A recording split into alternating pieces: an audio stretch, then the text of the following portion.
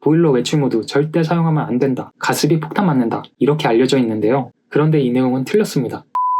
여러분, 혹시 난방비 얼마나 내시나요? 가스비가 인상되면서 예전보다 더 많이 내고 있진 않으신가요? 그런데 만약에요, 난방비 많이 나온 이유가 가스비 인상 때문만이 아니라면 어떻게 해야 할까요? 의외로 많은 분들이 제대로 된 보일러 설정 방법을 모르시더라고요. 저만 하더라도 예전에는 보일러 설정법에 대해 잘 몰라서 유튜브나 네이버 같은 곳에서 일일이 찾아본 적도 있는데 정보들이 정말 제각각이거나 잘못된 정보도 꽤 많다 보니까 결국에는 포기하고 추우면 추운 대로, 가스비 많이 나오면 나오는 대로 불편하게 살았던 기억이 납니다. 오늘 알려드린 내용은요, 난방비 절약 꿀팁 종결, 보일러 설정으로 난방비 절약하는 방법입니다.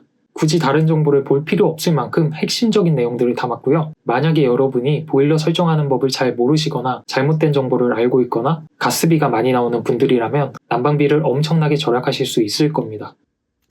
보일러 컨트롤러에는 설정할 수 있는 기능이 대표적으로 5가지가 있는데요. 실온 모드, 온돌 모드, 예약 모드, 외출 모드, 온수 설정, 이렇게 5가지가 존재합니다. 브랜드별로 컨트롤러의 형태는 다양할 수 있겠지만 보통 이 5가지 기능은 동일할 거예요.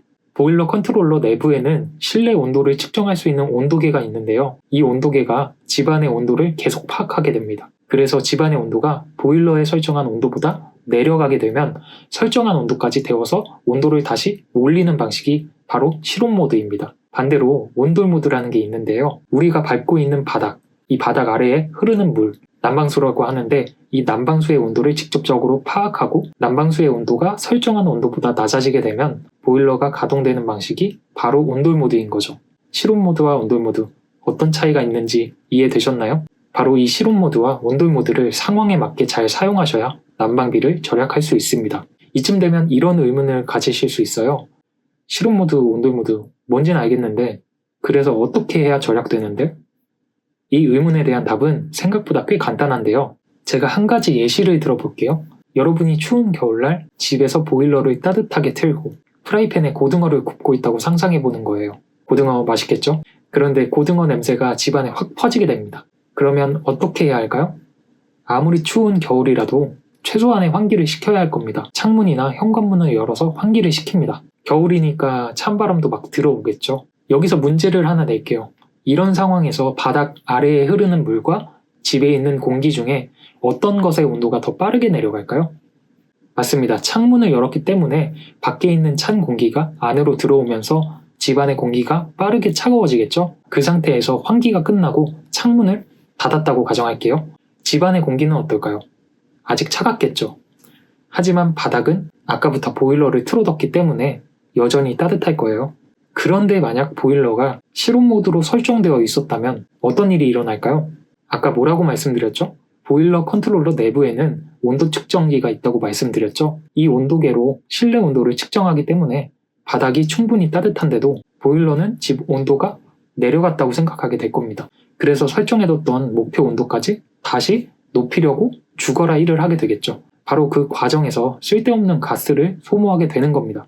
반대로 온돌 모드였다면 어떨까요? 온돌 모드는 바닥 아래 흐르는 물의 온도를 기준으로 보일러가 돌아가는 방식이라고 말씀드렸죠. 바닥 아래 흐르는 물 입장에서는 바닥이라는 방어막이 있어서 온도가 잘 유지되다 보니까 창문 열고 찬바람 들어오고 해도 눈치도 못 챘을 거예요. 따라서 온돌 모드는 그냥 바닥 아래 흐르는 물을 온도만 잘 유지하면 되는 거죠. 그래서 환기가 끝나고 창문을 닫았을 때 이 바닥 아래에 흐르는 난방수의 온도가 식지 않는다면 보일러 가동 없이도 실내 온도는 다시 조금씩 올라가게 되는 겁니다.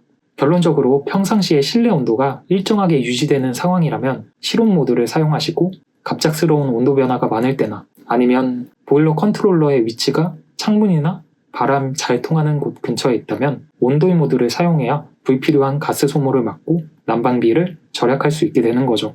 여러분은 보일러 컨트롤러 위치가 어디 쪽에 있나요? 저희 집은 컨트롤러가 창문이랑 아주 가까운데 겨울에 환기시키려고 창문 잠깐만 열어도 컨트롤러 온도가 뚝 떨어지더라고요. 실온 모드였다면 창문 열 때마다 그냥 가스비가 쭉쭉 나갔을 겁니다. 그렇다면 실내 온도는 몇 도로 설정해야 난방비를 절약할 수 있을까요? 보일러 업계의 전문가분들은 겨울철 실내 난방 적정 온도를 20에서 22도, 온돌 모드를 사용한다면 40에서 50도 사이가 적정 온도라고 말합니다. 하지만 여러분의 집은 전부 다르겠죠? 원룸에서 자취하는 분도 있을 거고 아파트에서 사는 분도 있을 겁니다. 따라서 조금 전에 말씀드린 적정 온도로 설정하더라도 각 집마다 따뜻함의 차이가 분명히 있을 거예요. 그래서 실온 모드라면 20도, 온돌 모드라면 40도로 설정한 뒤에 따뜻하지 않다면 조금씩 높여보시는 것을 추천드릴게요. 그런데 만약에 온도를 더 높이지 않고도 따뜻하게 만들 수 있는 방법이 있다면 어떨까요? 대표적인 방법이 두 가지가 있습니다. 이 방법은요, 많이 알려져 있긴 하지만 한편으로 막상 실천하지 않는 분들도 많습니다. 첫 번째입니다. 뽁뽁이와 문풍지를 활용하는 방법입니다. 뽁뽁이를 창문에 붙이고 문풍지로 찬바람이 들어오는 틈을 막기만 해도 집안의 온도를 최대 3도까지 높일 수 있다고 하는데요. 매번 이 3도를 올리기 위해서 가스를 더 사용하는 것보다 뽁뽁이와 문풍지를 부착해 두는 게 훨씬 좋겠죠? 두 번째입니다. 가습기를 사용해서 실내 습도를 높이는 방법입니다. 겨울철은 건조하죠. 집안의 공기 순환도 잘 안 됩니다. 그런데 습도가 높아지게 되면요, 공기 순환이 굉장히 잘 됩니다. 따라서 실내 온도를 빠르게 높여주게 되고요, 훈훈함을 더 오래 유지시킬 수 있게 되는 겁니다. 추가적으로 건조함이 사라지는 것도 당연히 좋겠죠. 여기까지 들으셨다면 이제 보일러를 어떻게 설정해야 하는지 알게 되셨을 거예요. 그런데 만약에 외출을 해야 하는 경우라면 보일러를 어떻게 설정해야 할까요? 보일러 컨트롤러에 외출 모드가 있던데 이거 누르면 되는 걸까요? 이 부분을 알기 위해서는 먼저 예약 모드가 무엇인지 알아야 하는데요. 예약 모드라는 게 뭐냐면 특정 시간이 지나면 약 20분씩 보일러 가동을 반복하는 기능을 말합니다. 이게 무슨 소리인가 싶으실까봐 좀 더 쉽게 설명해 볼게요. 만약 내가 예약 모드를 1시간으로 설정했다면 보일러가 1시간 동안 작동하지 않다가 1시간이 됐을 때 약 20분 정도 가동되고 다시 1시간 멈췄다가 20분 작동하고 이런 식으로 반복을 한다는 얘기입니다. 가열 시간을 약 20분이라고 말한 이유는요, 보일러 회사마다 기준이 좀 다르기 때문인데 보통 20-30분 정도로 정해져 있는 편입니다. 그럼 이 예약 모드를 어떤 상황에서 사용하면 될까요? 바로 여러분이 설정했던 실내 온도로 집안을 꾸준히 유지하고 싶을 때 사용하면 되는 겁니다. 예약 모드를 설정하지 않고 난방을 계속 틀게 되면 상황에 따라 보일러가 오랫동안 돌아가게 되지만 예약 모드를 잘 활용하면 난방비를 아끼면서도 실내 온도를 오래 잘 유지할 수 있겠죠? 예약 모드는 보통 3시간에서 4시간에 한 번씩 보일러가 돌아가게 설정하면 실내 온도가 잘 유지되는 편인데요. 몰라서 사용하지 못한 분이 계시다면 꼭 한번 사용해 보세요. 다시 돌아와서 아까 말한 외출 모드. 이 외출 모드라는 게 무엇일까요? 외출 모드라는 건 쉽게 말해서 외출을 했을 때 집안의 온도를 최소한으로 유지시키는 기능입니다. 외출 모드에 대해 잘못 알고 계시는 분들이 꽤 많으시더라고요. 보일러 외출 모드 절대 사용하면 안 된다. 가습이 폭탄 맞는다. 이렇게 알려져 있는데요. 보일러 외출 모드는 동파 방지를 위해 작동되는 기능이고 따라서 실내 온도가 약 8도까지 떨어졌을 때만 최소한의 보온 유지를 위해 작동을 한다는 거죠. 그래서 만약에 외출 모드를 켜두고 나갔다가 들어오면 실내 온도가 뚝 떨어지게 되고 그 집을 다시 데우려면 많은 양의 가스를 사용하게 돼서 난방비 폭탄을 맞는다는 겁니다. 그런데 이 내용은 틀렸습니다. 정확히 말하면 사실이기도 하고 아니기도 하다는 건데요. 바로 보일러 회사마다 기준이 다를 수 있기 때문이에요. 한 예로 저는 린나이라는 보일러를 사용하고 있는데요. 사실 저도 예전에는 외출 모드를 쓰면 안 된다고 알고 있었어요. 그런데 저희 집 보일러는 외출 모드를 설정하게 되면 실내 온도가 8도까지 떨어져야 작동되는 게 아니라 실내 온도와 상관없이 4시간마다 10분씩 보일러가 돌아가서 바닥 아래에 흐르는 물의 온도를 40도로 유지시켜주는 기능이더라고요. 외출 기능이 4시간 간격으로 반복해서 보온하는 게 맞나요? 4시간에 10분씩은 난방수 온도 기준 40도가량의 온도 기준으로 네. 가동이 돼요. 이게 그럼 브랜드마다 다른 거겠네요?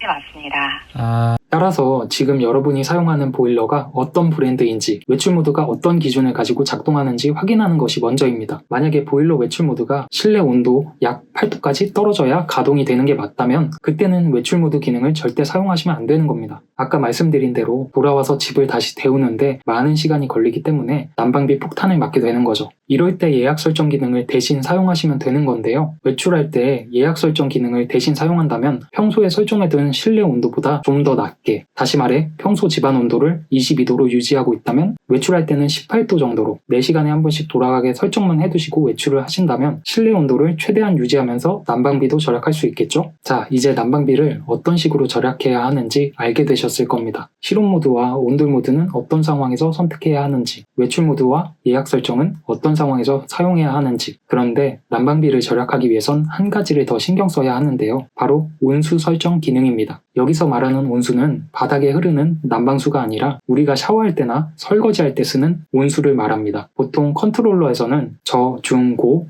이렇게 설정할 수 있거나 구체적으로 온도를 직접 설정할 수도 있게 되어 있어요. 그렇다면 온수를 어떻게 설정해야 난방비를 절약할 수 있을까요? 이 영상을 다 보신 뒤에 가장 먼저 확인해야 할 게 있는데요. 화장실이나 싱크대에 직접 가셔서 물을 가장 높은 쪽의 온도로 한번 틀어보세요. 그 다음 뜨거운 물이 나올 때까지 손을 계속 대고 있는 거죠.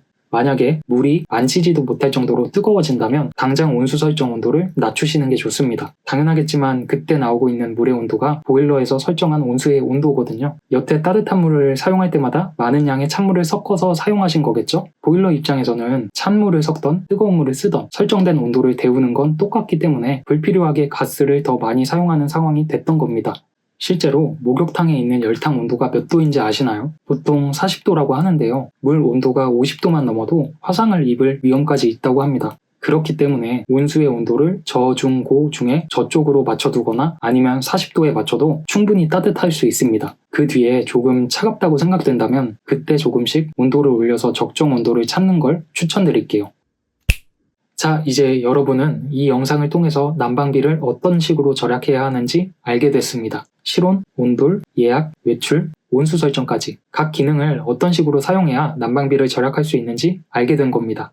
물론 내용이 긴 편이라 이해가 안 되는 부분이 있을 수도 있어요. 하지만 그럴 때마다 이 영상을 다시 본다면 결국에는 불필요한 난방비를 엄청 줄일 수 있겠죠? 나중에 다시 보기 편하려면 좋아요 버튼을 눌러주세요. 다음에는 더 유익한 영상으로 찾아오겠습니다. 도움이 되셨다면 구독과 좋아요 부탁드릴게요.